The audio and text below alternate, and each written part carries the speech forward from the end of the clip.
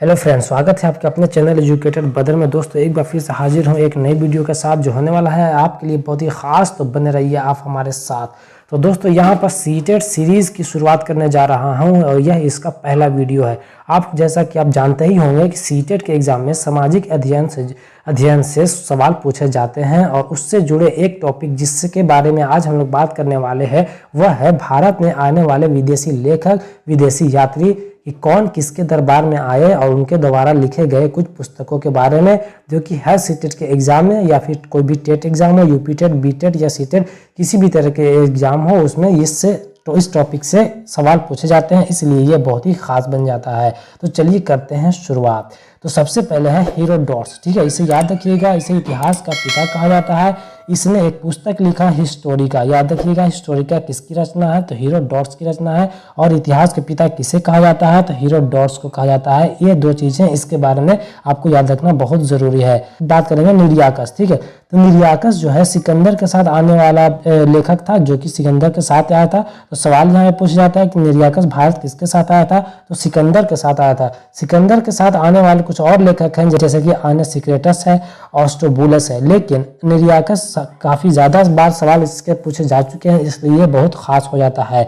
मेगास्थनीज, यह Seleucus Nicator का राजदूत था, जो कि इससे सवाल पूछे जाते हैं। वह सेल्यूकस निकेटर का राजदूत था, इसको याद रखिएगा। और खास करके यह याद रखिएगा कि यह चंद्रगुप्त मौर्य के राज दरबार में भारत आया था, इसे नहीं भूलिएगा, क्योंकि सवाल पूछता है कि मेगास्थनीज भारत किसके शासनकाल में भारत आया था, तो वह चंद्रगुप्त मौर्य के राज दरबार में भारत आया था। इसने भी एक किताब लिखी जिससे सवाल पूछे जाते हैं, वह किताब इंडिका, इसका नाम है इंडिका। ठीक है, इंडिका किसकी रचना है, तो मेगास्थनीज की लिखी हुई यह किताब है जिसका नाम है इंडिका, इस बात को याद रखिएगा। डाइमेकस, यह सीरियन नरेश अंतियोकस का राजदूत था। ये याद रखिएगा किसका राजदूत था, तो अंतियोकस का राजदूत था। और किसके दरबार में यह आया था, तो यह बिंदुसार के राज दरबार में भारत आया था। देखिए जितने भी आए थे तो किसी न किसी राज दरबार में आया था या फिर शासन काल में आया था, तो इससे जो है सवाल पूछे जाते हैं, इसलिए ये काफी इंपॉर्टेंट हो जाता है कि कौन सा विदेशी लेखक, विदेशी यात्री किसके शासन काल में आया था। डायनोसियस, ठीक है, यह मिस्र नरेश टॉलमी फिलाडेल्फस का राजदूत था। ठीक है, और यह अशोक के राज दरबार में आया था, यह बात याद रखिएगा। डायनोसियस से बहुत इंपॉर्टेंट ये क्वेश्चन बन जाता है यहाँ से, और बार बार सवाल पूछे जाते हैं इससे कि अशोक के दरबार में आने वाला लेखक कौन था, तो डायनोसियस था। यह भी पूछा जाएगा डायनोसियस भारत में किसके शासनकाल में आया था, किसके दरबार में आया था, तो अशोक के दरबार में जो है भारत आया था, याद रखिएगा। एक है टॉलमी। ठीक है, इसने दूसरी शताब्दी में भारत आया था और इसने एक किताब लिखा था जिसके बारे में बराबर सवाल पूछे जाते हैं कि भारत का भूगोल किसने लिखा, तो भारत का भूगोल टॉलमी ने लिखा था, जो कि एक यूनानी लेखक था। और ये भारत का भूगोल लिखा था भारत में आने के बाद यही लिखा था। ठीक है, अगला लेखक के बाद में बात करने हम लोग फाहियान। ठीक है, फाहियान एक चीनी लेखक है।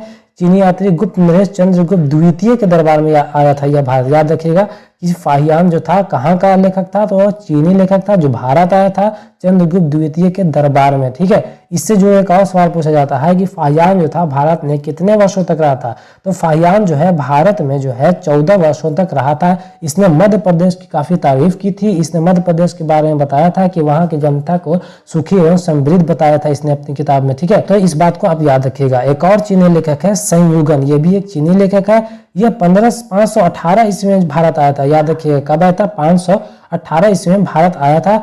इसने अपने 3 वर्षों की यात्रा में बौद्ध धर्म की प्राप्तियां एकत्रित की थी। इसका मेन मकसद यही था कि बौद्ध धर्म से जो है हर एक साक्ष्य को प्राप्त करना और उसे चीन ले जाना वापस। ठीक है, चीनी लेखक है जिसका नाम है वेनसांग। याद रखिएगा यह हर्षवर्धन के शासनकाल में भारत आया था। याद रखिएगा वेनसांग किसके शासनकाल में भारत आया था, तो हर्षवर्धन के शासनकाल में भारत आया था। इसी के अनुसार जो है सिंधु का राजा शूद्र था, जो कि इतिहास में पढ़ने को मिलता है कि सिंधु का राजा शूद्र था, तो इसके ही अनुसार सिंधु का राजा शूद्र था, इस बात को याद रखिएगा। एक और लेखक है अल बरूनी। अल बरूनी से भी सवाल पूछे जाते हैं। अल बरूनी एक अरबी लेखक था। यह महमूद गजनवी के साथ भारत आया था। किसके साथ आया था, तो महमूद गजनवी के साथ भारत आया था। और इसने भी एक किताब लिखा जिसका नाम था किताबुल हिंद, या इसे कहते हैं तहरीक हिंद, जिसका मतलब भारत की खोज होता है। किसने लिखा, तो अल बरूनी ने लिखा, जो महमूद गजनवी के साथ भारत आया था, इस बात को याद रखिएगा। इस किताब में जो है इतिहासकारों के लिए काफी महत्वपूर्ण स्रोत मिलते हैं। इस किताब में धर्म, दर्शन और त्योहार और खगोल विज्ञान के बारे में काफी सारी बातें भी देखने को मिलती है। एक और अरबी लेखक है जिसका नाम है इब्न बतूता, इससे भी सवाल पूछे जाते हैं और इससे जुड़े एक रिहले के बारे में सवाल पूछा जाता है कि रिहले किसे कहा जाता है। तो रिहले जो है इब्न बतूता के बारे में जो यात्रा के बारे में जो लिखा हुआ है इसके बारे में अरबी भाषा में उसे ही कहते हैं रिहला, याद रखिएगा रिहला। एक और लेखक है तारानाथ, ठीक है तारानाथ। तो तारानाथ जो है एक तिब्बती लेखक था, इस बात को याद रखिएगा। ये कहाँ का लेखक था, ये तिब्बत का लेखक था, इसलिए इसे तिब्बती लेखक कहते हैं।